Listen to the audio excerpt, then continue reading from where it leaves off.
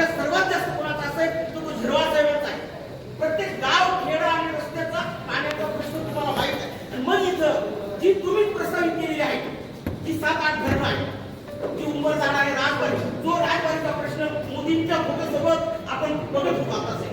मोदींचा फोटो ती उतरते पाहिजे राजवाडीचा प्रश्न. ते जर समजा राजवाडी धरण झालं असतं तर 10-12 गावचा तिथला पाण्याचा प्रश्न. अशी जी 8-10 धरणं आहेत त्याच्यामध्ये जी आहेत ना ती आहेत नळदरी, खरवळपाडा, उंबरताळा, राजवाडी, केळवी, लिंगवडे, बोरवट आणि वडवड. ही धरणं जर झाली तर बराच मोठा प्रश्न सुटतोय. आणि दुसरा प्रश्न साहेब मी यापूर्वी बोललोय की इथलं 72 पासूनचे 1972 ते 90 दरम्यान 12 ते 13 पाझर तलाव बांधून अर्ध्याधिक पडले नाही. केवळ फॉरेस्टच्या अडचणीमुळे एक हेक्टर गेलेले आहे, कुठं अर्धा हेक्टर गेलेले आहे. आणि ते 12 जर पाझर तलाव झाले त्याच्यात जे आहेत ना ते आहेत पौष्टी पाडा, मुरघाट, मुलीघाट, कुंद्रक, केळवी, लवाडी, सातपुतेपाडा, गावडे, वडवाडी, नळदरी, कोंढा, पाडा.